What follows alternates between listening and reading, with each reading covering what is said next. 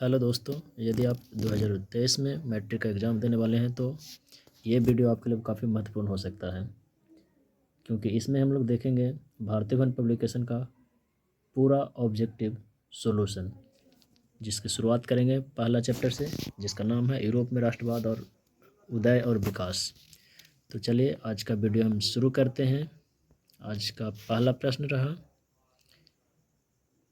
Napoleon ने Germany में किस संघ की स्थापना की? ऑप्शन है ट्रांसपीडन संघ, सिसिलपाइन संघ, राइन संघ, इनमें से कोई नहीं। तो इसका सही आंसर हो जाएगा राइन संघ। हंगरी की भाषा क्या थी? इतालवी, मैग्यार, पोलिश, फ्रेंच। इसका सही आंसर मैग्यार। जलविरायन की स्थापना किस राज्य ने की? प्रसा, ऑस्ट्रिया, सार्डिनिया, नेपल्स। तो इसका सही आंसर हो जाएगा प्रसा के द्वारा। यंग यूरोप की स्थापना किसने की थी? Mazzini, काबूर, Garibaldi, Bismarck. तो इसका सही आंसर हो जाएगा मेजनी के द्वारा यंग यूरोप की स्थापना किया गया था। यूनान के स्वतंत्रता संग्राम में किसकी पराजय हुई थी? यूनान की, तुर्की की, रूस की, फ्रांस की। तो इसका सही आंसर हो जाएगा तुर्की। फ्रेंड्स ऑफ इटली नामक संस्था का गठन किसके द्वारा किया गया था? Gioberti, Charles Albert, Victor Emmanuel, Mazzini. तो फ्रेंड्स ऑफ इटली नामक संस्था का गठन जो है मेजनी के द्वारा किया गया था। प्रश्न संख्या 7 की तरफ चलते हैं। फ्रैंकफर्ट की संधि किस वर्ष हुई थी? ऑप्शन है 1864, 1866, 1870 और 1871 ईस्वी। तो इसका सही आंसर हो जाएगा 1871 ईस्वी में। 1830 ईस्वी की क्रांति के बाद फ्रांस में किस प्रकार का शासन स्थापित हुआ था? ऑप्शन है संघीय शासन व्यवस्था, संवैधानिक राजतंत्र, निरंकुश राजतंत्र, गणराज्य। तो इसका सही आंसर हो जाएगा ऑप्शन नंबर ख, संवैधानिक राजतंत्र। सेडोवा के युद्ध में किसकी पराजय हुई थी? ऑस्ट्रिया की, प्रसा की, नेपल्स की, सार्डिनिया की। तो इसका सही आंसर हो जाएगा, चूँकि सेडोवा का युद्ध है तो इसमें ऑस्ट्रिया शायद। सही आंसर इसका हो जाएगा ऑस्ट्रिया। अगला प्रश्न है, किस युद्ध के बाद जर्मनी का एकीकरण हुआ था? क्रीमिया का युद्ध, सेडोवा का युद्ध, प्रेसा डेनमार्क का युद्ध, सीडान का युद्ध। तो इसका सही आंसर हो जाएगा सीडान का युद्ध। तो ये था टाइप 1, जिसमें 4 ऑप्शन दिया जाता था।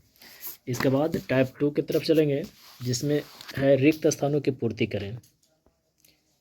पहला प्रश्न, अर्नेस्ट रेनन ने किसकी व्याख्या की थी?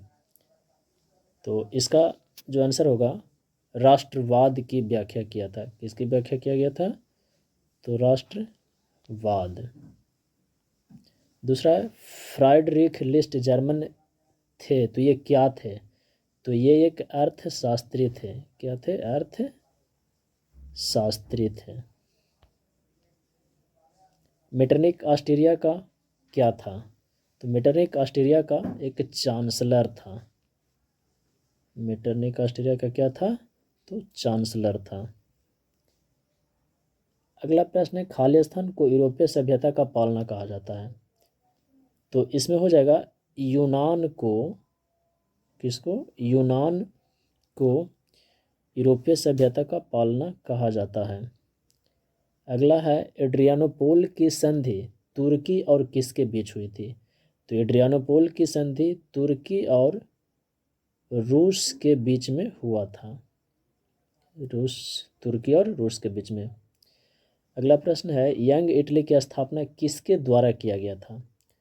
तो यंग इटली की स्थापना जो है जोसेफ मेजनी, किसके द्वारा? जोसेफ मेजनी के द्वारा 1831 ईस्वी में किया गया था। अगला है, मेटरनिख का पतन कब हुआ था? तो 1848 ईस्वी में मेटरनिख का पतन हुआ था और 1815 से लेकर 1848 ईस्वी के समय को मेटरनिख युग के नाम से जाना जाता है इतिहास में। 7 नंबर छूट गया था, लाल कुर्ती वाले का गठन किसके द्वारा किया गया था? तो लाल कुर्ती वाले का गठन जो है गैरिबाल्डी के द्वारा किया गया है, गैरिबाल्डी के द्वारा। ये कब किया गया था? तो गैरिबाल्डी के द्वारा 1859 ईस्वी में किया गया था। और एक चीज़ और याद रखिएगा कि गैरिबाल्डी को इटली के एकीकरण का तलवार कहा जाता है। चलेंगे प्रश्न संख्या 9 की तरफ। सेडोवा का युद्ध किस वर्ष हुआ था? तो सेडोवा का युद्ध जो है 1866 ईस्वी में हुआ था, ऑस्ट्रिया और प्रसा के बीच में। ऑस्ट्रिया और प्रसा किसके बीच में? तो ऑस्ट्रिया और प्रसा के बीच में। जर्मनी के एकीकरण के बाद जर्मन सम्राट कौन बना? तो जर्मनी के एकीकरण के बाद जो है जर्मन का सम्राट जो बना था विलियम प्रथम बना था। कौन बना था? विलियम प्रथम। और एक बात याद रखिए दोस्तों, जर्मन सम्राट को इतिहास में काइजर भी कहा जाता है। जर्मन सम्राट को क्या कहा जाता है? काइजर। अब हम लोग चलेंगे टाइप 3, जिसमें सही और गलत, जिसमें क्या रहेगा? सही और गलत का चयन करना होता है। तो देखते हैं इसमें पहला कि फ्रांसीसी क्रांतिकारियों ने यूरोप में राष्ट्रवाद का प्रसार किया। पहला है फ्रांसीसी क्रांतिकारियों ने यूरोप में राष्ट्रवाद का प्रसार किया, तो ये सही है, यानी टी, ट्रू बात है।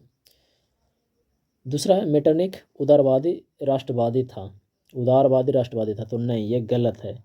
मेटरनिख जो है एक क्या कह सकते हैं उसको, उदारवादी नहीं, उग्र राष्ट्रवादी। मतलब वो क्या था कि वो राष्ट्रवाद को दबाने वाला व्यक्ति था। यानी ये जो ऑप्शन है ये आपका गलत ऑप्शन है, यानी एफ है, फॉल्स। अगला है कार्लसबाद के आदेशों द्वारा उदारवाद का प्रसार किया गया, तो ये गलत है। कार्लसबाद के आदेशों द्वारा उदारवाद का प्रसार बंद किया गया, जबकि इसमें कह रहा है कि उदारवाद का प्रसार किया गया, तो ये आपका ऑप्शन क्या हो जाएगा?